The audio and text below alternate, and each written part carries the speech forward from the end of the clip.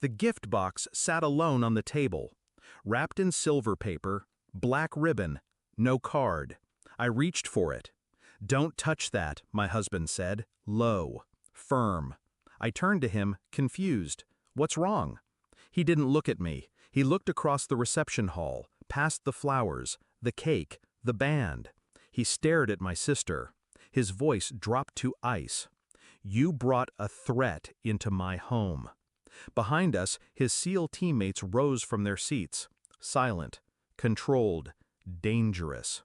And that's when her smirk cracked. For the first time in years, she looked afraid. I used to admire her, Leah, my older sister. She was everything I wasn't, glamorous, bold, magnetic. When our parents died, she became my anchor, my example, until I realized she was also the storm. There's a pattern to betrayal. It starts with charm, then distance, then the small cuts. She called him too serious, mocked the uniform behind his back, said he looked at me like I was glass he didn't want to shatter. I thought she was just being Leah. But then my laptop was hacked, my bank account flagged. A background check on me was run by someone outside the government. Brent, my fiancé back then, commander of SEAL Team 9, didn't flinch. He started watching her, quietly, strategically, and I started remembering. All the times Leah introduced me to men who lied. All the times he borrowed money and forgot to pay it back. All the deals she hinted at but never explained. I didn't want to believe it, until Brent showed me the footage. A meeting, Leah and a man tagged by Homeland, arms broker. Surveillance flagged a phrase, "We'll plant it at the wedding." That was 2 weeks ago. We didn't cancel. We waited. Let the net tighten. So when I reached for that box on our wedding night, Brent's voice wasn't afraid. It was ready. He signaled with 2 fingers. One of his men swept in, lifting the box with gloves. Another scanned it. A third followed Leah as she tried to slip toward the exit. She didn't get far. 4 of them blocked the doors. The guests didn't understand. They thought it was part of the military protocol, security for a SEAL commander. They didn't see Leah's hand shaking. They didn't see Brent walk up to her, hold out a printout, and say one word: "Why?" I stepped closer, stood behind him, not behind. Her eyes darted between us, calculating, like she always did. "It wasn't supposed to be like this," she muttered. "It never is," I said. The box didn't have a bomb.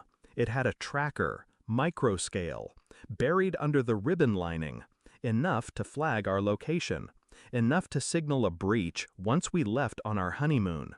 The plan was to hit us in transit, remote, vulnerable. They weren't just after Brent. They wanted SEAL files, access.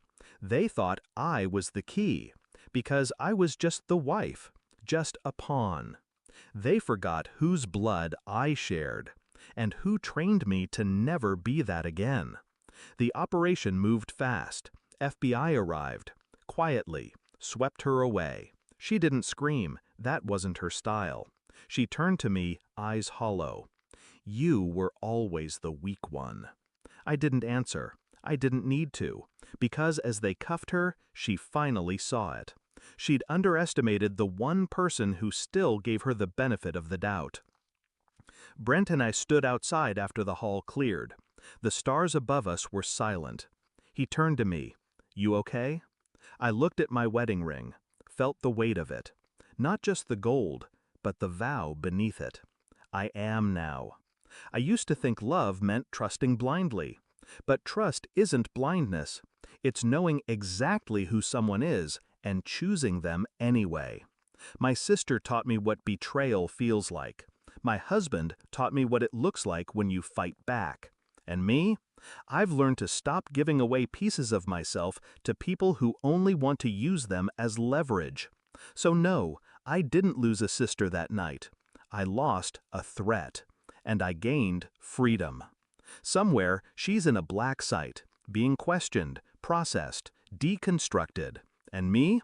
I'm dancing barefoot in a quiet kitchen with the man who saved my life, before I even realized it needed saving. Because love isn't loud. It's a man who says, "Don't touch that," and means, "I won't let anyone hurt you again."